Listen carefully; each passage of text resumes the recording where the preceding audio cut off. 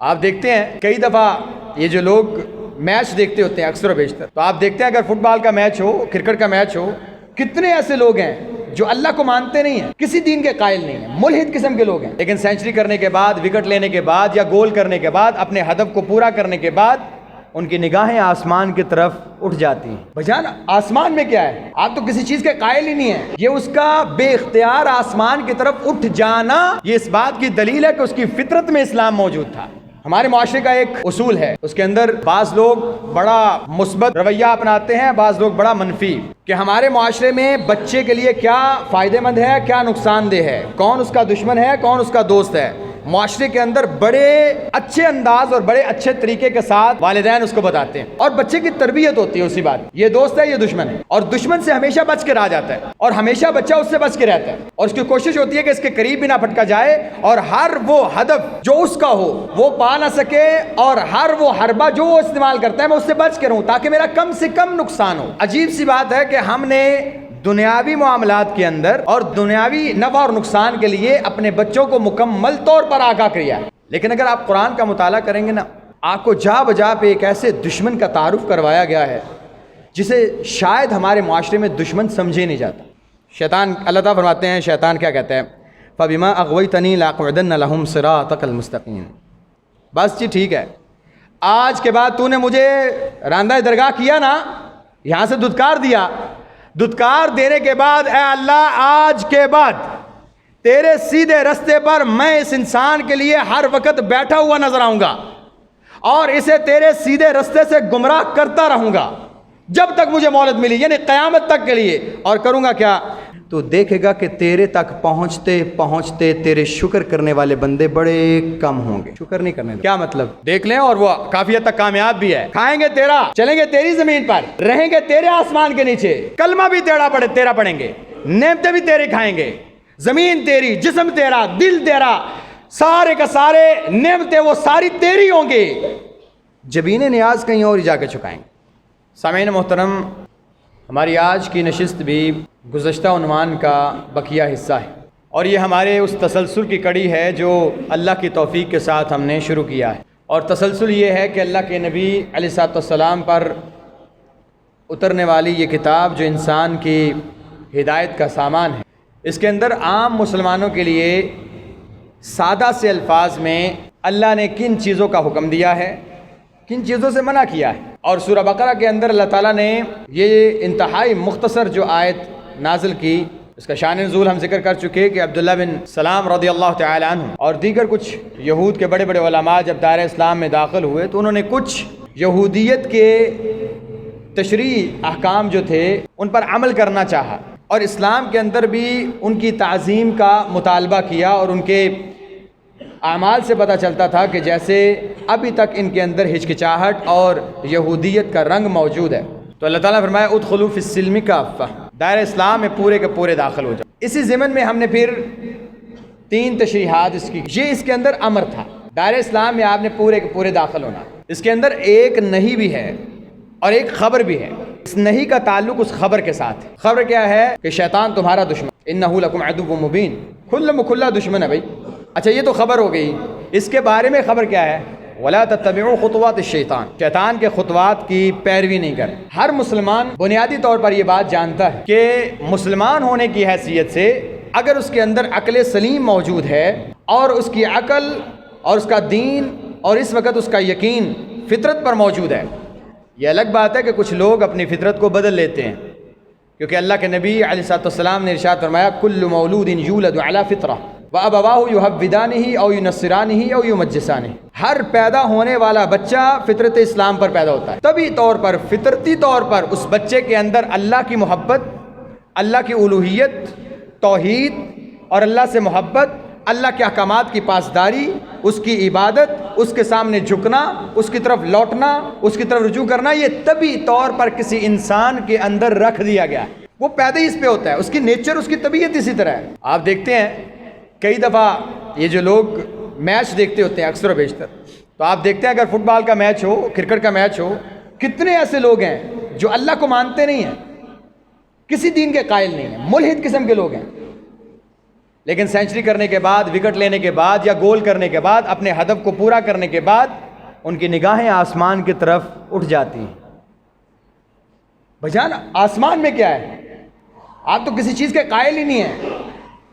یہ اس کا بے اختیار آسمان کی طرف اٹھ جانا، یہ اس بات کی دلیل ہے کہ اس کی فطرت میں اسلام موجود تھا۔ وہ الگ بات ہے کہ معاشرے نے اس کو یہودی، عیسائی، ملحد بنا دیا، فطرت بدل دی اس نے، نہیں تو اس کی فطرت کے اندر اسلام موجود ہے، اور یہ اسی کی ایک علامت ہے کہ نہ چاہتے ہوئے اس کی نگاہیں آسمان کی طرف اٹھ جاتی ہیں، نہ چاہتے ہوئے وہ انگلی اوپر کر رہا ہوتا ہے، حالانکہ اس کا یقین ہی نہیں ہے کہ اوپر کوئی ہے۔ اس کا تعلق دل کے ساتھ ہے، نیچر اور فطرت کے ساتھ۔ انسان کی طبیعت، پیدائش کے وقت اللہ تعالیٰ نے انسان کی طبیعت اور فطرت میں اسلام رکھا ہے۔ تو جو انسان اپنی فطرت کو پہچانتے ہوئے کسی خالق کا قائل ہے اور پھر وہ خوش قسمتی سے مسلمان بھی ہو، تو ایسا مسلمان اور ایسا انسان اس بات کا ضرور قائل ہے، اور یہ بات صرف اسلام میں نہیں ہے، دیگر مذاہب کے اندر بھی موجود ہے، کہ اس خالق کا ایک دشمن ہے، اور حقیقت میں وہ اس مخلوق کا دشمن ہے جسے شیطان کہتے ہیں۔ اس شیطان کے ساتھ ہمارا تعارف بڑا کم ہے، اور شاید یہی وجہ ہے کہ ہمارے معاملات میں اس کے، اور خاص طور پہ ہمارے اعمال میں اس کی ملی بھگت اور اس کی ملاوٹ بہت زیادہ نظر آتی ہے۔ ہمارے معاشرے کا ایک اصول ہے، اس کے اندر بعض لوگ بڑا مثبت رویہ اپناتے ہیں، بعض لوگ بڑا منفی، کہ ہمارے معاشرے میں بچے کے لیے کیا فائدہ مند ہے، کیا نقصان دہ ہے، کون اس کا دشمن ہے، کون اس کا دوست ہے۔ معاشرے کے اندر بڑے اچھے انداز اور بڑے اچھے طریقے کے ساتھ والدین اس کو بتاتے ہیں، اور بچے کی تربیت ہوتی ہے اسی بات، یہ دوست ہے، یہ دشمن ہے، اور دشمن سے ہمیشہ بچ کے رہ جاتا ہے، اور ہمیشہ بچہ اس سے بچ کے رہتا ہے، اور اس کی کوشش ہوتی ہے کہ اس کے قریب بھی نہ پھٹکا جائے، اور ہر وہ ہدف جو اس کا ہو وہ پا نہ سکے، اور ہر وہ حربہ جو وہ استعمال کرتا ہے میں اس سے بچ کے رہوں تاکہ میرا کم سے کم نقصان ہو۔ عجیب سی بات ہے کہ ہم نے دنیاوی معاملات کے اندر اور دنیاوی نفع اور نقصان کے لیے اپنے بچوں کو مکمل طور پر آگاہ کیا ہے، کون سی تعلیم ٹھیک ہے، کون سا دوست اچھا ہے، کون سے لوگ اچھے ہیں، کون سا استاد اچھا ہے۔ وہ ایون کہ اب کلاسز میں باقاعدہ طور پہ ٹریننگ کی دی جاتی ہے کہ گڈ ٹچ اور بیڈ ٹچ، کون کھڑے کھڑے آپ کے جسم کو ہاتھ لگائے تو آپ نے محسوس کرنا ہے کہ اچھی نیت سے ہاتھ لگایا ہے، کون اگر اس طرح ہاتھ لگائے تو آپ نے بیٹا فیل کر لینا کہ یہ برے انداز سے آپ کو ٹچ کر رہا ہے۔ لیکن اگر آپ قرآن کا مطالعہ کریں گے نا، آپ کو جا بجا پہ ایک ایسے دشمن کا تعارف کروایا گیا ہے جسے شاید ہمارے معاشرے میں دشمن سمجھے نہیں جاتا۔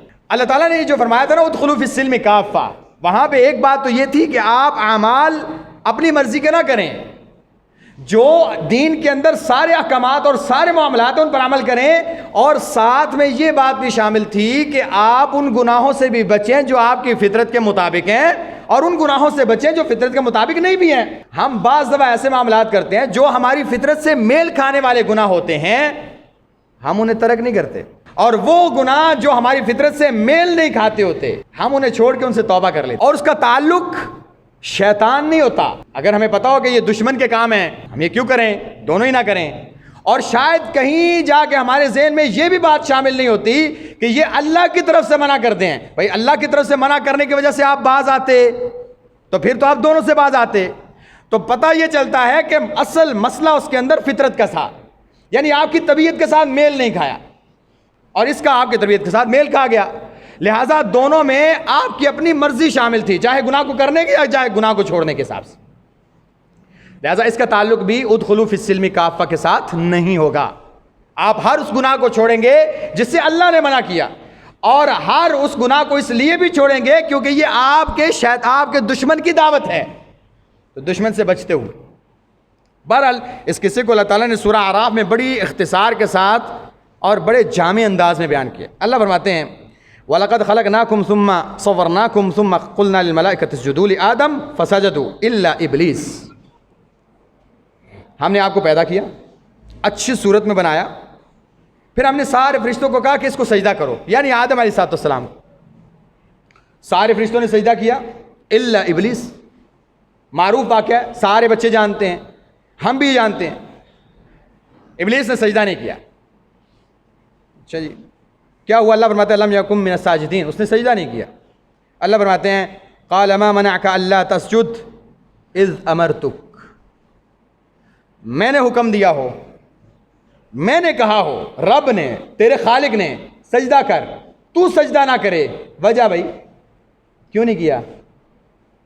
آپ اس کے ذہن میں بات دیکھیں. کہتا ہے انا خیر منہ خلقتنی من نار خلقتہ من طین.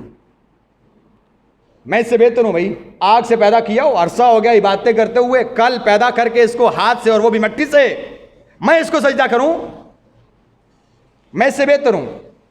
اور بہتر اپنے سے کم تر کو سجدہ نہیں کرتا. یہ اس کا اپنا اجتہاد ہے اور اس کا تکبر ہے. اللہ فرماتے ہیں فاہبط منہا فما یکون لک ان تتکبر. نکل جاؤ یہاں سے, دفع ہو جاؤ. تجھے کیا اختیار کہ تو تکبر کرے, اپنے آپ کو بہتر کہے؟ تیری کیا اوقات, تو کون اور تیری یہ تکبر کہاں؟ تجھے کس نے یہ حق دیا کہ تو تکبر کرے؟ اور تکبر کسے کہتے ہیں؟ کسی کو حقیر سمجھنا اور حق بات کا انکار کرنا. اس نے دونوں کیے. آدم علیہ السلام کو حقیر سمجھا اور اللہ تعالیٰ کی بات کا انکار بھی کر دیا, تو نے تکبر کیا. فخرج انک من الصاغرین. نکل جا یہاں سے, دفع ہو جا, قیامت تک کے لیے تو ذلیل ہے. تو تکبر کر رہا تھا نا, بلند ہونا چاہ رہا تھا, قیامت تک کے لیے رسوا اور ذلیل ترین ہے تو. جا نکل جا. کہتا ہے, اللہ فرماتے ہیں, شیطان کہتا ہے انظرنی الی یوم یبعثون. ٹھیک ہے مجھے مہلت دیں قیامت تک کی. قال انک من المنظرین. ایک لمحے کے لیے یہاں پہ رکیں, میں تھوڑا سا موضوع سے ہٹنا چاہتا ہوں. شیطان ہے, اللہ کے سامنے کھڑا ہے, اللہ کی بات کا انکار کر دیا. ٹھیک ہے, اللہ نے کیا فرمایا؟ نکل جاؤ یہاں سے, دفع ہو جاؤ, آئندہ کے بعد تو دھتکارا ہوا رسوا ترین ہے, نکل جاؤ یہاں سے. اب اس دھتکارنے کے بعد, اللہ کے سامنے انکار کرنے کے بعد, اتنا بڑا جرم, پکا ٹھکا جہنمی ہو جانے کے بعد کیا کر رہے ہیں؟ کہہ رہا ہے انظرنی الی یوم یبعثون. مجھے قیامت تک مہلت دیں. اللہ کیا فرماتے ہیں؟ چل دی. اسے کیا کہتے ہیں؟ اسے کہتے ہیں دعا. شیطان کے دھتکارے جانے کے باوجود, اللہ کے ساتھ دشمنی کے باوجود, نا امیدی اور قیامت کے دن تک اللہ کی لعنت کا مستحق ہو جانے کے باوجود, جہنم کا سرٹیفکیٹ مل جانے کے باوجود, وہ اللہ سے دعا کر رہا ہے. کیا؟ یا اللہ مجھے مہلت دے دے. اور اس کا یقین ہے کہ اللہ دعا کو قبول کرے گا, اور اللہ نے اس کے یقین کو برقرار رکھا, اور اللہ نے اس کی دعا قبول بھی کی. کیا کہا؟ ٹھیک ہے قیامت تک مہلت ہے. یہ بات شیطان کو سمجھ آ گئی, ہم مسلمانوں کو نہیں آئی. ہمارے اندر کئی ایک وساوس ہوتے ہیں, چھوٹا زمان نہیں اب میری نہیں سنے گا, اور میری سننا تو بات کے بعد ہے, وسیلے کے بغیر تو میں نیک بھی ہوں تب بھی نہیں سنے گا. ایسا عجیب توکل کا فقدان ہے ہمارے معاشرے میں کہ ایک مسلمان اللہ کو مانتے ہوئے, اللہ کی رحمت کا یقین کرتے ہوئے, اور اللہ کے نام کا کلمہ پڑھتے ہوئے, اللہ کے نبی کا امتی ہونے کے باوجود جب دعا کرتا ہے تو اس کے دل کے اندر نہ وہ یقین ہوتا ہے جو شیطان کا تھا, نہ اسے امید ہوتی ہے کہ وہ قبول کرے گا. تو آپ یہ یاد رکھیے گا کہ اگر اللہ تعالیٰ سے شیطان دھتکارے جانے کے باوجود دعا کرتا ہے, اور پھر اللہ تعالیٰ اس دھتکارے ہوئے شیطان کی بھی رد نہیں کرتا, تو آپ تو مسلمان ہیں بھائی, آپ کی کیسے رد کرے گا؟ ہو ہی نہیں سکتا. بہرحال اب یہ معاملہ ہو گیا, مہلت مل گئی. شیطان, اللہ تعالیٰ فرماتے ہیں, شیطان کیا کہتا ہے؟ فَبِمَا أَغْوَيْتَنِي لَأَقْعُدَنَّ لَهُمْ صِرَاطَكَ الْمُسْتَقِيمَ.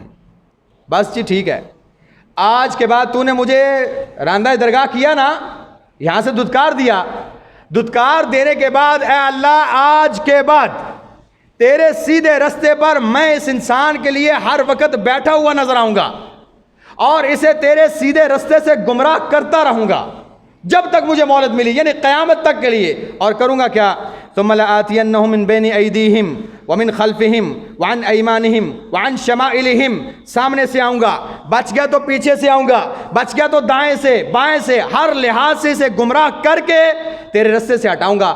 نتیجہ کیا نکلے گا؟ وَلَا تَجِدُ أَكْثَرَهُمْ شَاكِرِينَ. تو دیکھے گا کہ تیرے تک پہنچتے پہنچتے تیرے شکر کرنے والے بندے بڑے کم ہوں گے. شکر نہیں کرنے. کیا مطلب؟ دیکھ لیں. اور وہ کافی حد تک کامیاب بھی ہے. کھائیں گے تیرا، چلیں گے تیری زمین پر، رہیں گے تیرے آسمان کے نیچے، کلمہ بھی تیرا پڑھیں گے، نعمتیں بھی تیرے کھائیں گے، زمین تیری، جسم تیرا، دل تیرا، سارے کا سارے نعمتیں وہ ساری تیری ہوں گے. جبین نیاز کہیں اور ہی جا کے چکائیں گے. کرتے ہیں نا؟ ہاں، تیری طرف نہیں آنے دوں گا.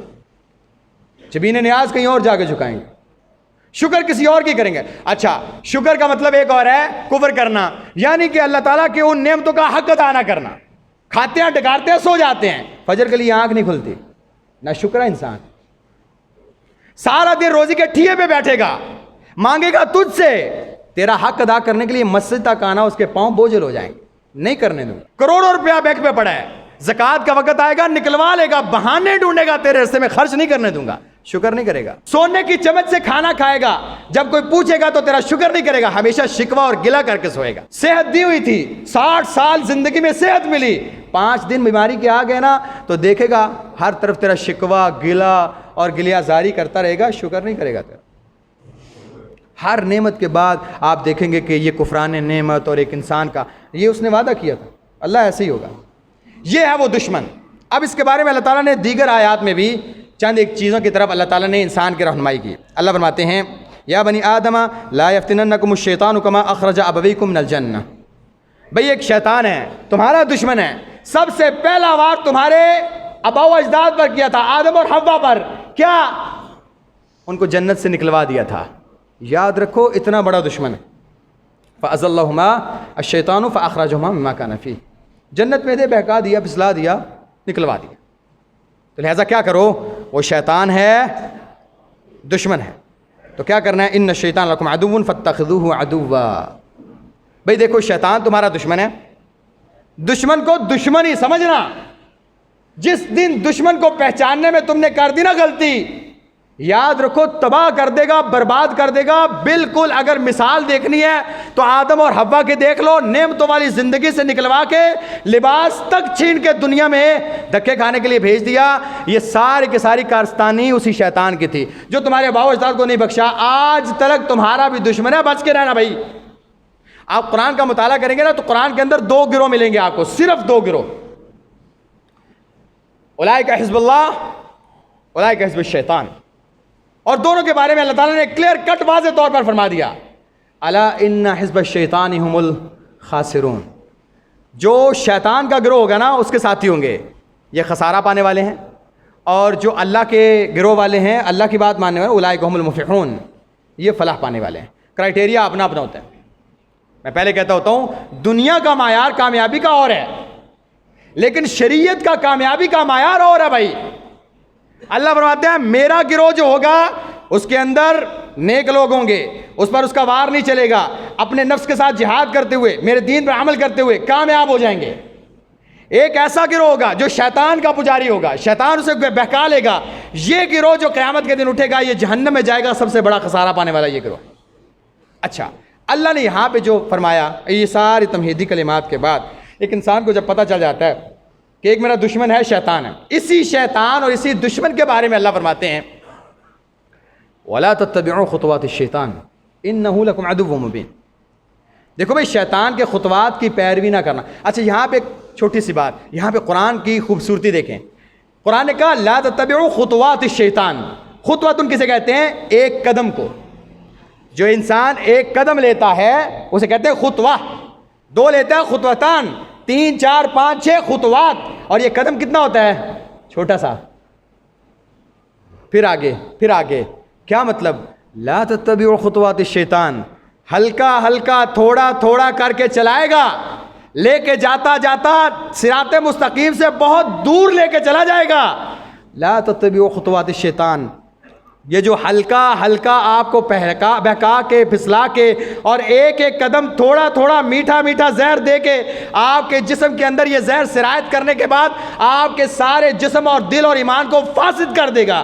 یاد رکھنا اس کے تھوڑے تھوڑے بہکاوے میں نہ آنا. یہ کب ہوگا؟ جب آپ شیطان کو دشمن تسلیم کریں گے اور اپنے دشمن کو پہچانیں گے۔ اس کے بعد اس کے چند ایک حربے ہیں جس کو امام ابن قیم رحمہ اللہ نے ذکر کیا ہے اور دیگر علماء نے بھی ذکر کیا ہے۔ ہم اس کی طرف تھوڑی توجہ کرتے ہیں کہ بھلا اس کے جو خطوات ہیں، اس کے جو ذریعے ہیں، یا اس کو بہکانے کے جو طریقے ہیں وہ کون سے ہیں۔ امام ابن قیم رحمہ اللہ فرماتے ہیں 6 ایسے دروازے ہیں، 6 ایسے سٹیپ ہیں جو شیطان لیتا ہے ہمیشہ سے۔ 6 سٹیپ، جو ان 6 سٹیپ سے بچ گیا، 6 خطوات سے بچ گیا، سمجھو بچ گیا، نہیں تو کہیں نہ کہیں شیطان اپنے ورگلاوے میں لے آتا ہے۔ ان میں سب سے پہلا سٹیپ الکفر۔ کسی بھی انسان کو وہ پہلے ابھارتا ہے، پہلے آمادہ کرتا ہے کہ ایک انسان کفر کرے، شرک کرے، ایک انسان کو دائرہ اسلام سے خارج کر دے، وہ اسلام کی طرف آنے ہی نہ دے۔ اگر ایک انسان اس کے بہکاوے میں آ جاتا ہے، اور جیسے کہ کتنی دنیا اسلام کے بارے میں شک شبہ رکھتی ہے، اللہ کے ساتھ کفر کرتی ہے، وہ شرک کرتی ہے، لہٰذا وہ دور ہیں۔ اس لیے آپ کہتے نہیں ہیں ان کو کبھی نظر لگتی ہے؟ کہاں نظر لگنی ہے؟ نہ اللہ کو ماننے والے، نہ ان کا کوئی معاملہ، لہٰذا شیطان ان کے ساتھ ویسے ہی کوئی معاملہ نہیں کا، خالی برتن ہے ان کا۔ ہمیشہ وہ کہتے ہیں نا، کسی نے پوچھا کسی سے کہ بھائی میں نماز میں ہوتا ہوں تو بڑے خیالات آتے ہیں، لیکن یہ یہودی اور عیسائی کھڑے ہوتے ہیں، ان کو کبھی خیالات نہیں آتے۔ کبھی چور چوری وہاں کرے گا جہاں پہ خزانہ ہوگا۔ آپ مومن ہو تو شیطان مومن کو بہکائے گا، جو گھر پہلے ہی خالی ہے شیطان اسے کیا کہے گا؟ یہ لوگ پہلے ہی اسلام سے خالی ہیں، تو بہکائے گا کس کو؟ مسلمان کو۔ وساوس اسی کے لیے آئیں گے۔ پہلا حربہ کفر کا۔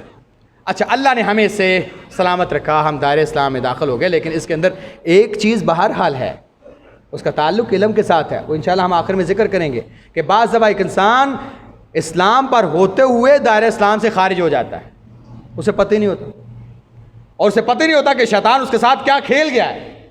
وہ اللہ کے قریب ہونے کی کوشش کرتا ہے، لیکن وہ جو اللہ کے قریب ہوتا ہے اللہ سے دور ہونا شروع کر دیتا ہے۔ امام ابن قیم کہتے ہیں کہ اگر انسان کفر اور شرک سے بچ بھی جائے تو دوسرا اس کا سٹیپ ہوتا ہے بدعات، کیونکہ انسان کو شیطان 2 طریقوں سے گمراہ کرتا ہے، یا برائی کے دروازے سے یا اچھائی کے دروازے سے۔ وہ پہلے برائی کے دروازے سے آتا ہے، یہ کر لو، یہ کر لو، یہ کر لو، انسان نہیں مانتا۔ پھر وہ اچھائی کے دروازے سے آتا ہے، اچھائی کے دروازے سے آگے کیا کرتا ہے؟ اچھا یہ کر رہے ہو، اس کے ساتھ یہ بھی کر لو، یہ بھی اچھا ہے، یہ بھی اچھا ہے، یہ بھی اچھا ہے۔ تو دوسرا دروازہ بدعات کا ہے، پھر وہ اس کو بدعات کے دروازے سے لے کر آتا ہے۔ آپ دیکھتے رہیے ہمارے معاشرے کے اندر کتنے ایسے لوگ ہیں جو نیک کام کر رہے ہیں، لیکن اس کے اندر، ان کی سوچ کے اندر، ان کے اعمال کے اندر بدعات کا ایک ہجوم نظر آتا ہے۔ وہ عبادات تو کرتے ہیں، ایک انسان حج تو کرتا ہے، مال ہے حج پہ چلا گیا، حج کر رہا ہے، عبادتیں کر رہا ہے، اللہ کے ساتھ گریہزاری کر رہا ہے، لیکن جتنی عبادت کر رہا ہے اتنا اللہ سے دور ہوتا چلا جا رہا ہے۔ کیوں؟ بدعات ہیں، خرافات ہیں۔ مطلب ایک انسان وضو کرتا ہے، اسے وضو کا طریقہ نہیں پتا، وضو کے اندر وہ کچھ ایسے اعمال کرتا ہے، ایسے کام کرتا ہے کہ وہ سنت سے ثابت نہیں ہے۔ اب وہ تو بڑا سج دھج کے وضو کر رہے ہیں اور بڑے انہماک کے ساتھ اور سارے معاملات کرا کے وضو کر کے ہٹا، شیطان خوش ہے، اچھا کیا وضو کیا، لیکن اس وضو کے اندر جو تو نے یہ چند باتیں کی ہیں نا، چند کام، اس کے اندر ایک سر فہرست گردن کا مسا ہے۔ کسی بھی مذہب، کسی بھی مسلک کے اندر، حتیٰ کہ احناف کے نزدیک بھی گردن کا مسا ثابت ہی نہیں ہے۔ ہم کرتے ہیں، بچوں کو بھی سکھاتے ہیں، کسی بھی، یعنی میں یہ نہیں کہہ رہا کہ علماء اہل حدیث کے نزدیک، نہیں، احناف کے نزدیک بھی کسی صحیح حدیث سے گردن کا مسا ثابت ہی نہیں ہے۔ اللہ کے نبی کبھی گردن کا مسا نہیں کرتے ہیں ہمارے بندے۔ اب وہ وضو کر رہے ہیں، لیکن ایک چیز ایسی ایڈ کی گئی ہے ہمارے معاشرے میں کہ وہ شیطان خوش ہے، ہاں کرو ٹھیک ہے۔ اب ایک بندہ کوئی نیک عمل کرے، اس کے اندر کوئی چیز ایڈ کر دے، وہ تو رد ہے، اور شیطان کو اس بات کا پتہ ہے کہ عمل تو کرے گا، اللہ کے حق قابل قبول نہیں ہوگا، مردود ہے۔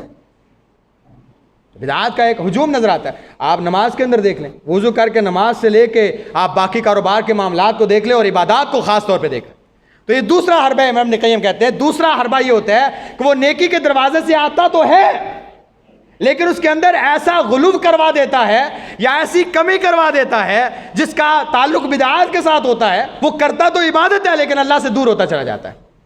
اس کا تعلق علم سے، ایک انسان کو پتا ہو کہ میں جو عبادت کر رہا ہوں، اللہ کے نبی علیہ السلام وہ عبادت کیسے کیا کرتے تھے، لیکن وہ ہم نہیں سیکھتے۔ ہم شروع سے وہ کیا کہتے ہیں وراثت میں ہمیں ملا ہے نا اسلام, تو ہم بھیڑ چال چلتے ہیں. میرا باپ ناف کے نیچے ہاتھ باندھتا تھا, لہٰذا پچھلے 6 پشتوں سے ہم ناف کے نیچے باندھ رہے ہیں. میرا دادا سینے کے اوپر باندھتا تھا, ہم 6 پشتوں سے سینے پہ باندھ رہے ہیں.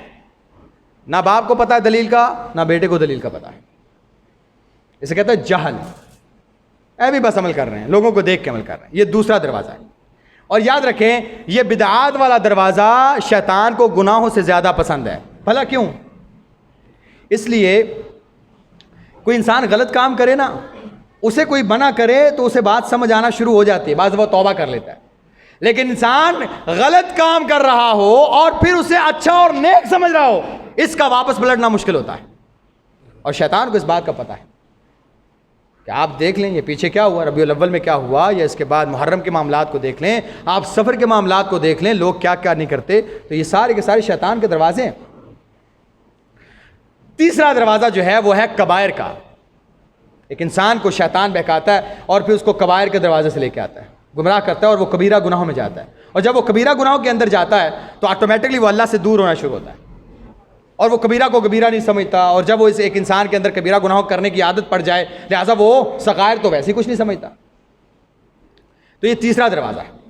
چوتھا دروازہ امام ابن قیم رحمہ اللہ فرماتے ہیں کہ وہ ہے صغائر کا, کہ ایک انسان کے ذہن میں یہ بات ڈالتا ہے, دیکھو بھائی آپ موحد ہو, مسلمان تو ہو نا, آپ رب کا کلمہ پڑھتے ہو, آپ اللہ کے نبی کو مانتے ہو, چھوٹے چھوٹے گناہ تو ہر انسان سے ہو جاتے ہیں, اور اللہ تعالیٰ فرماتا ہے جو بڑوں سے بچتا ہے چھوٹے اللہ اس کو ویسے ہی معاف کرتے ہیں. لہٰذا یہ چھوٹے گناہوں کو گناہ سمجھتے ہی نہیں ہیں, چھوٹے چھوٹے گناہ روز کرتا ہے. اور انس بن مالک رضی اللہ عنہ فرماتے تھے تابعین کو, اللہ کی قسم آج ایسے ایسے گناہ جو تمہاری نگاہ میں بال سے زیادہ باریک ہیں, یعنی تم کچھ بھی نہیں سمجھتے.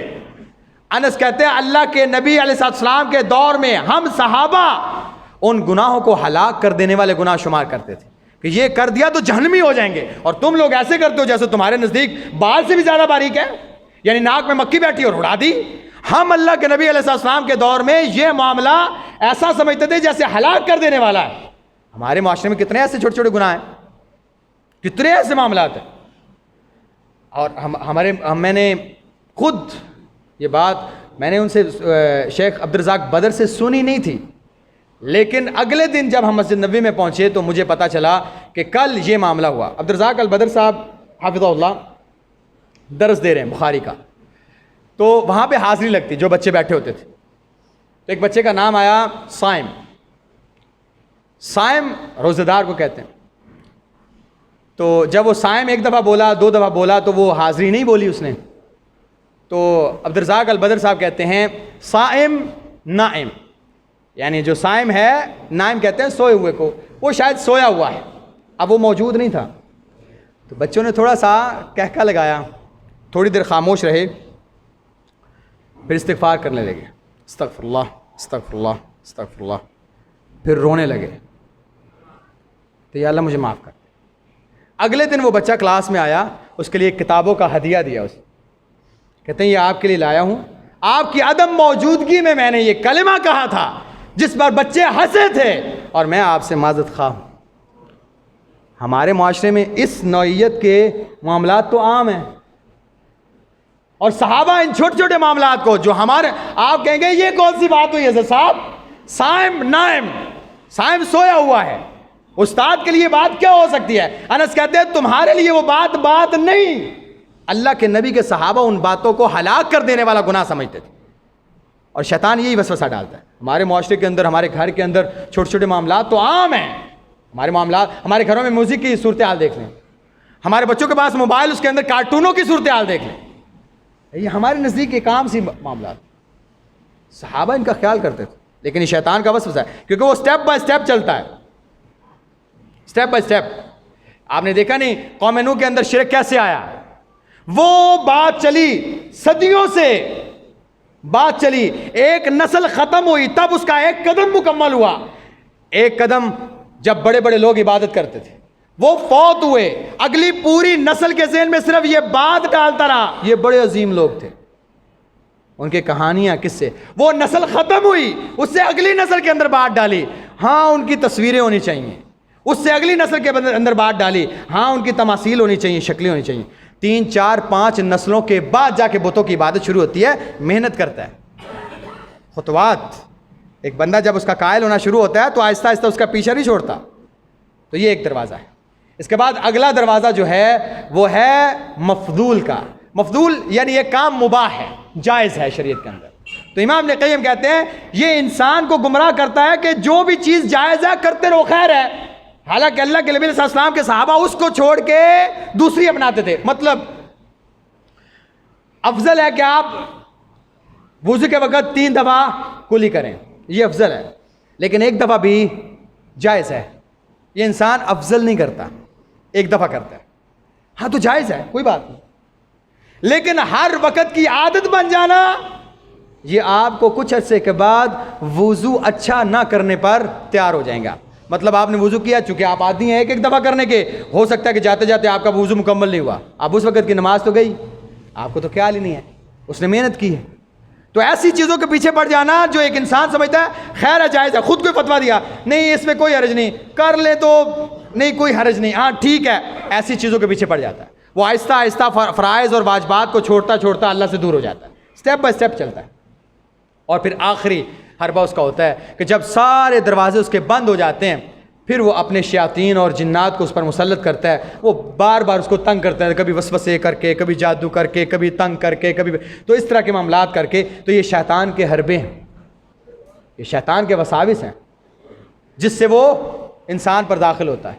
یاد رکھیں اسی کی طرف اللہ تعالیٰ نے اشارہ کیا وَلَا تَتَّبِعُوا خُطُوَاتِ الشَّيْطَانِ. شیطان کے خطوات کی پہلے سمجھ جائیں کہ شیطان آپ کو بہکانا چاہتا ہے. لہٰذا ایک انسان کو چاہیے کہ وہ شیطان کو پہچانے اور اس کے خطوات سے بچتا رہے. اللہ تعالیٰ ہم سب کو بھی اس چیز سے محفوظ فرمائے. اقول قولی ھذا واستغفر لي ولكم ولسائر المسلمين من كل ذنب فاستغفروه انه غفور رحيم. ان الحمد لله نحمده ونستعينه ونستغفره. اما بعد فاعوذ بالله من الشیطان الرجیم. بسم اللہ الرحمن الرحیم. احباب گرامی, 1-2 اعلانات ہیں. ایک اعلان ہے کہ جیسے کہ فلسطین اور غزہ کے معاملات آپ سب کے سامنے ہیں, جماعتی پلیٹ فارم سے ہم نے ایک عرصے سے مہم چلائی ہے. بس میری اپنی سستی کی وجہ سے 1-2 دفعہ مجھے یاد بھی کروایا گیا لیکن وہ معاملہ رہ گیا. اور جہاں فلسطین کا معاملہ ہے اسی طرح جماعت کے پلیٹ فارم سے اور بھی ڈھیر سارے پروجیکٹ ہیں. تو ایک تو اس حوالے سے تمام احباب بھرپور حصہ لیں کہ جماعت کے ساتھ بھی تعاون ہو جائے, اور جماعت کے جو پروجیکٹ ہیں اور ان میں خاص طور پر سر فہرست جو ہے وہ غزہ اور فلسطین کا معاملہ ہے. 2 ہی ابھی تک جو جماعتیں ہیں وہ وہاں پہ سامان لے کے پہنچ چکی ہیں, جن میں صرف ایک وہ مرکزی جمعیت اہل حدیث کے پلیٹ فارم سے ہے. لہٰذا آپ تمام احباب سے التماس ہے ایک تو ان کے لیے ضرور تعاون فرمائیں. جزاکم اللہ. دوسرا اعلان ہے وہ میں انشاءاللہ اس کے خلاصے پر اس کو آپ کے سامنے رکھوں گا. شیطان کا جو سب سے پہلا وار ہے یہ کفر شرک, اس سے بھی پہلا اور بنیادی وہ ہے جہل. پہلا تیر ایک انسان کے سینے پر پیوست کیا جاتا ہے جہالت کا. جب ایک انسان دین سے, اس کی دشمنی سے, اللہ کی معرفت سے, توحید سے جاہل ہو جاتا ہے, ایسا انسان اندھیرے میں, پھر شیطان اسے بازو سے پکڑ کے جدھر مرضی لے کے جائے وہ چلتا ہے. جب ایک انسان کو پتہ ہی نہیں کہ میرا دشمن ہے کون, اس کے وار کیا ہیں, وہ مجھ سے کیا چاہتا ہے, میرا دوست کون ہے, مجھے کامیابی کی طرف کون بلاتا ہے, دشمن کون ہے, ناکام کیسے کر سکتا ہے, اس کے حربے کیا ہیں, اس کے ہدف کیا ہیں, کس کس جگہ سے وار کر سکتا ہے, کہاں کہاں سے روکے گا, یہ وسوسہ اسی کا ہو سکتا ہے, میرے ساتھ مخلص کون ہے, میرے ساتھ بغاوت کرنے والا کون ہے. جب یہ ساری چیزیں ایک انسان کو پتہ ہی نہیں ہوں گی, جہاں مرضی لے کے چلتے جائیں. اور یہ کہاں سے پتہ چلیں گی, یہاں سے جس کا پڑھنا ہمارے لیے مشکل ہے.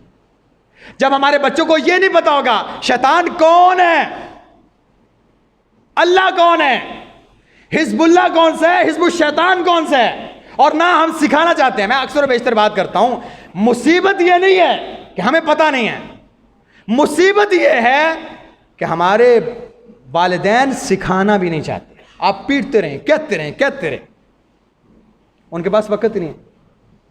کان سے جھاڑتے ہیں چلے جاتے, کان سے جھاڑتے ہیں چلے جاتے, وقت ہی نہیں ہے, ٹائم تھوڑا ہوتا ہے. اکیڈمی ہے, ان کا جم ہے, ان کا گراؤنڈ ہے, ان کا استاد آ جاتے ہیں, ٹیوشن ہے.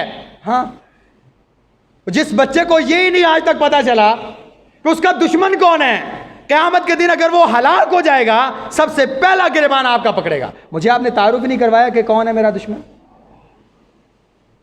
تو جہالت پہلا عنصر ہے اور پہلی سیڑھی ہے, اور ہمارے معاشرے میں یہ جہالت بہت زیادہ ہے. آپ نہیں دیکھتے یہ شرک کا جو معاملہ ہے یہ کس بنیاد پر ہے؟ توحید سے جہالت کی بنیاد پر. آپ کہتے ہیں ایک انسان عمل کر رہا ہے لیکن اس کے اندر بدعات ہیں, خرافات ہیں, اور بھائی جان اس کو دین کا پتہ نہیں ہے, اس نے آج تک نماز پڑھنا سیکھا نہیں ہے, حدیث سے, قرآن سے, علماء سے سوال نہیں کیا, بس نسل در نسل خود بھی سیکھتا آیا, آگے بھی سکھا رہا ہے. اسے چاہیے تھا سیکھتا, اسے چاہیے تھا علماء کے پاس بیٹھتا, وقت دیتا, دین کو سیکھتا, کیونکہ اس کی اصل تھی اور اسی سے اس کو پتہ چلنا تھا کہ علم کیا ہوتا ہے. اچھا, اسی زاویے کے اوپر یہ تو چلے ضمناً بات آ گئی. ہم اسی مسجد کے اندر عصر کے بعد, حالانکہ میں نے اس کے بارے میں اناؤنسمنٹ کی تھی, ہم کمیٹی مل کے ایک کام کرنے جا رہے ہیں کہ اس کے اندر ایک کورس انٹروڈیوس کروایا جائے جو ملٹی میڈیا ہو یا ویسے بھی, جس کے اندر عقائد اور انسان سے متعلقہ ہر مسئلہ جو بچوں کی تعلیمات کے ساتھ تعلق ہے اور سیرت, یہ 2-3 چیزیں ہوں, اور اسے باقاعدہ طور پر عصر کے بعد آدھا گھنٹہ پونا گھنٹے کی کلاس ریگولر بنیادوں پر ہو, اور وہ 1 سال پر محیط ہو کورس. بچے عصر کے بعد فارغ ہی ہوتے ہیں, اگر اکیڈمی کا ٹائم وہ اپنا چینج کر لیں, تو ہم وہ رکھنا چاہ رہے ہیں. اس کے لیے آپ کا تعاون بے حد ضروری ہے, اور میں آپ سے التماس کرتا ہوں اور گزارش کرتا ہوں کہ اللہ کا واسطہ ہے بچوں کا 1 سال کوڑا گھونٹ کر ہی لیں.